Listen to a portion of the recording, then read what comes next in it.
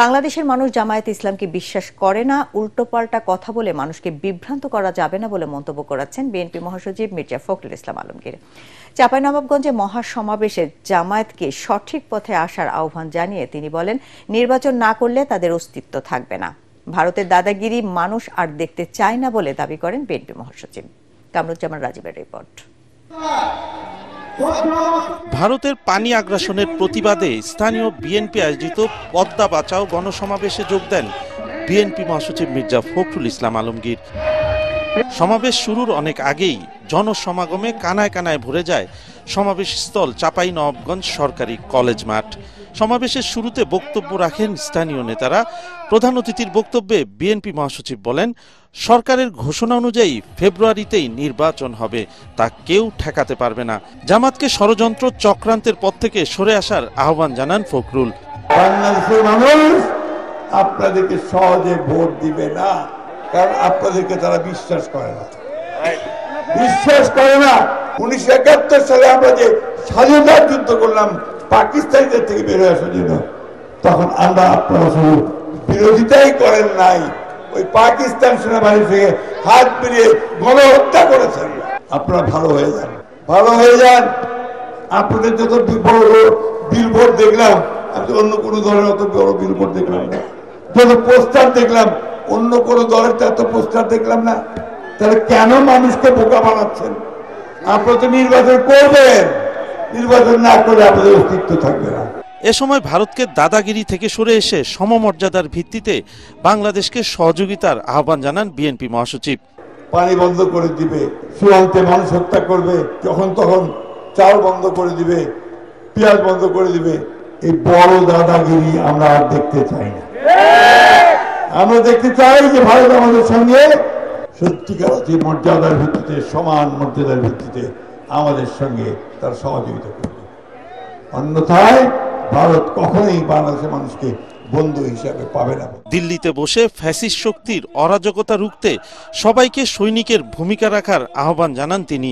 দিল্লিতে বসে হাসিনা বিবি সেই হুকুম দিচ্ছে, মারো, উড়াও, পুরাও, বাড়িঘর জ্বালিয়ে দাও। ওই হাসিনাকে কেন আপনারা এই দেশে ফেরত আসতে দেবেন? কামরুজ্জামান রাজীব, এটিএন বাংলা।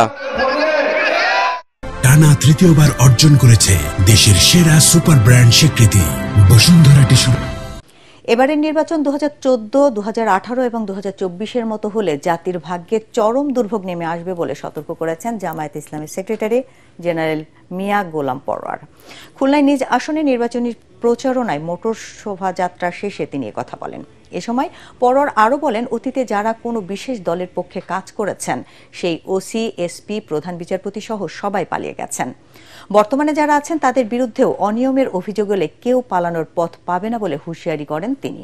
তাই আগামী নির্বাচন স্বচ্ছ করতে প্রশাসন সহ সবাইকে নিরপেক্ষ থাকার আহ্বান জানান মিয়া গোলাম পরোয়ার। এবারের নির্বাচন যদি 14, 18, 24-এর মতো নির্বাচন হয়, জাতির ভাগ্যে দুর্ভোগ নেমে আসবে।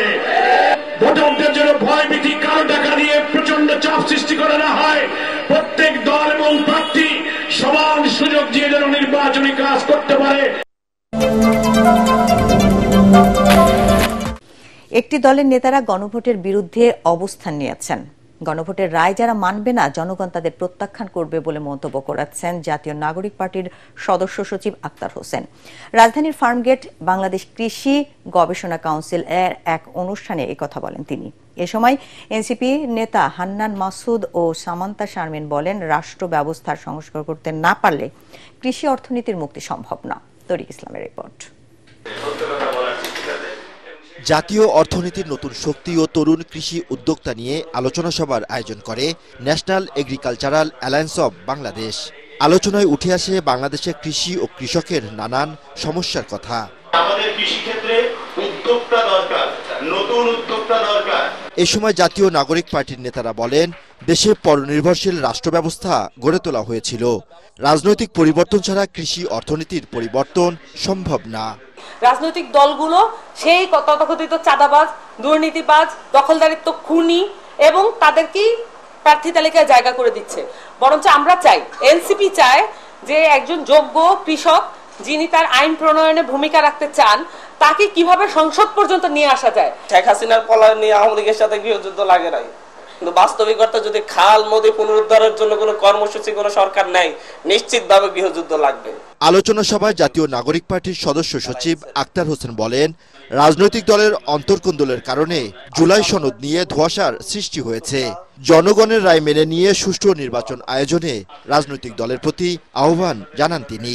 24-এর অভ্যুত্থানে ছাত্র জনতার জীবন দেওয়ার মধ্য দিয়ে জনগণ তাদের যে সার্বভৌম অভিপ্রায়ের অভিব্যক্তির প্রকাশ ঘটিয়েছে সেটাকে ধারণ করে যে গণভোট অনুষ্ঠিত হবে, সেই গণভোটের ফলাফল বাধ্যতামূলকভাবে মানতে যারা অস্বীকৃতি জ্ঞাপন করছে তারা প্রকারান্তরে জনরায়কে, জনগণের ম্যান্ডেটকে তারা প্রত্যাখ্যান করছে, এবং যারা জনগণের ম্যান্ডেটকে প্রত্যাখ্যান করবে বাংলাদেশের জনগণও তাদেরকে প্রত্যাখ্যান করবে।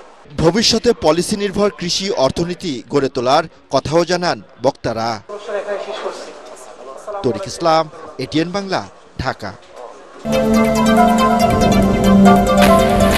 রাজনৈতিক দলগুলোর উপর ভরসা করে অন্তর্বর্তী সরকার গঠিত হলেও অনেক ক্ষেত্রে রাজনীতিবিদদের সমর্থন না থাকায় আশা আকাঙ্ক্ষার প্রতিফলন ঘটেনি বলে জানিয়েছেন তথ্য উপদেষ্টা মাহফুজ আলম। রাজধানীতে উইমেন ইন ডেমোক্রেসি আয়োজিত গণতন্ত্র বিনির্মাণের নারী আমরা কি পেলাম শীর্ষক সেমিনারে কথা বলেন তিনি। এ সময় জুলাই সনদের ভবিষ্যৎ নিয়ে শঙ্কা জানান বিভিন্ন রাজনৈতিক দলের প্রতিনিধিরা। মিজান সাছানের রিপোর্ট।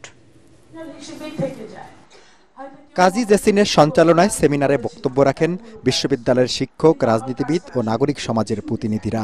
এনসিপির সিনিয়র যুগ্ম আহ্বায়ক সামান্তা শারমিন ও সিনিয়র যুগ্ম সদস্য সচিব ডাক্তার তাসনিম যারা অভিযোগ করেন, রাজনৈতিক দলগুলোর অসহযোগিতার কারণে নারীদের লেভেল প্লেইং ফিল্ড তৈরি হচ্ছে না।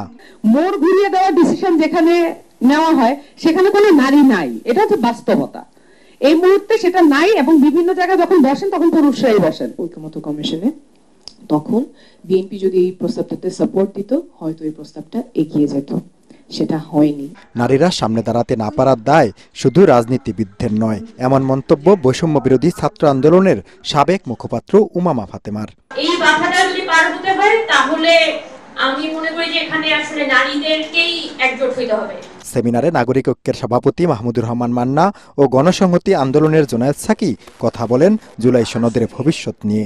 এখন পর্যন্ত সামগ্রিকভাবে এই এত বড় অভ্যুত্থানের মধ্যে দিয়ে এই জাতি কি পেয়েছে, দেশ কি পেয়েছে, এটা বোঝার জন্য, দেখবার জন্য, উপলব্ধিতে আসার জন্য সম্ভবত আরো কিছু সময় লাগবে।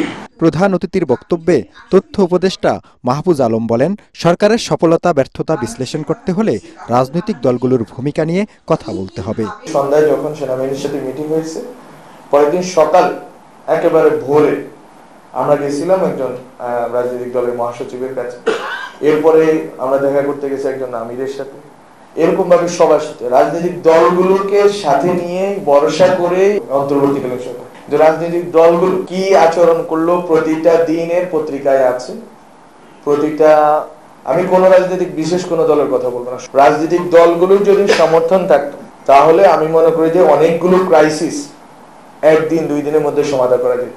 বক্তারা বলেন, বড় দলগুলো নারীর সমান অধিকারের কথা বললেও তাদের প্রাথমিক মনোনয়ন তালিকায় দেখা যায় নারীর অংশগ্রহণ উপেক্ষিত।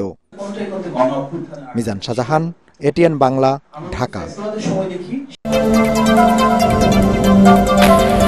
কাদিয়ানীদের রাষ্ট্রীয়ভাবে অমুসলিম ঘোষণা এবং নিষিদ্ধ সহ 6 দফা দাবি জানিয়েছেন আলেম ওলামারা। রাজধানীতে আন্তর্জাতিক খতমে নবুয়াত মহাসম্মেলন থেকে দাবি মানা না হলে লকডাউন ও মার্চ ফর ঢাকা কর্মসূচির মতো কঠোর আন্দোলনের হুঁশিয়ারি দেন তারা। এ সময় কাদিয়ানীদের রাষ্ট্রীয়ভাবে নিষিদ্ধ করার আশ্বাস দেন রাজনৈতিক দলগুলোর নেতারা। এহসানুল গনি স্বজনের তোলা ছবিতে আরো জানাচ্ছেন ইমদাদুল্লাহ বাবু। সরকারকে বিন্দুমাত্র ছাড় দেব না। আহমদিয়া মুসলিম জামাতের বিরুদ্ধে ব্যবস্থা নেয়ার দাবিতে খতমে নবুয়াত পরিষদের আন্তর্জাতিক মহাসম্মেলনে দেশের দূর দূরান্ত থেকে ছুটে আসেন আলেম ওলামা সহ সাধারণ মানুষ। বাংলাদেশের পাশাপাশি পাকিস্তান, তুর্কি ও ভারত সহ 5টি দেশের আলেম ওলামারাও অংশ নেন এই গণজামায়াতে।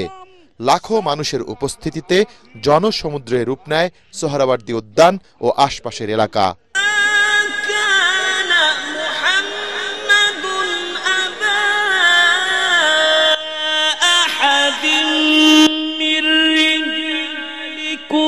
ولكن رسول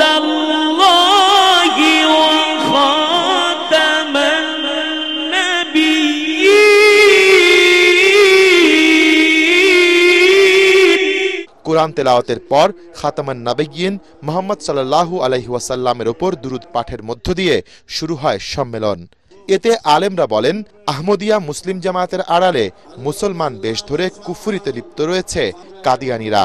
মুহাম্মদ সাল্লাল্লাহু আলাইহি ওয়াসাল্লাম আল্লাহর পাঠানো শেষ নবী, যা মানছে না তারা। जनाब नबी करीम सल्लल्लाहु अलैहि वसल्लम ने फरमाया, मैं अल्लाह का आखिरी पैगंबर, आखिरी नबी हूँ, मेरे बाद कोई नबी नहीं आएगा। कोई भी नबूवत का दावा करता है तो वो दायरा इस्लाम से खारिज तस्वुर किया जाएगा। এ সময় দ্রুত কাদিয়ানীদের অমুসলিম ঘোষণা করতে সরকারের কাছে দাবি জানান ইসলামী দলগুলোর নেতারা।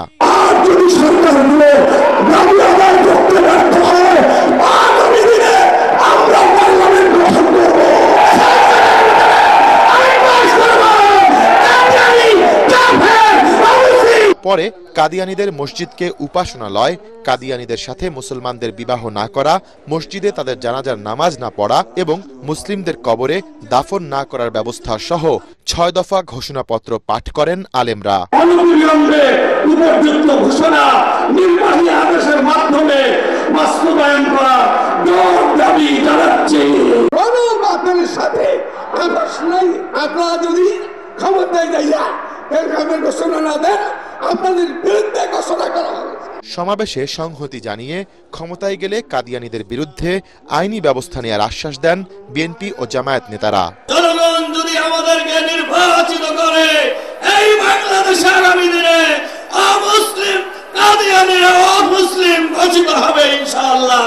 সবাই যদি আপনারা সহযোগিতা করেন, একসাথে থাকেন, তাহলে আপনাদের এখানে আজকে যে সমস্ত দাবি দেওয়া আছে জাতীয় সংসদে আলাপ আলোচনার মাধ্যমে গ্রহণ করা হবে ইনশাআল্লাহ। এছাড়া কাদিয়ানীদের সাথে সব সম্পর্ক ছিন্ন করতে এবং তাদের পণ্য বর্জন করতে সমাবেশ থেকে মুসলমানদের প্রতি আহ্বান জানানো হয়। আদায় করতে হবে। ইমদাদুল্লাহ বাবু, ATN বাংলা, ঢাকা।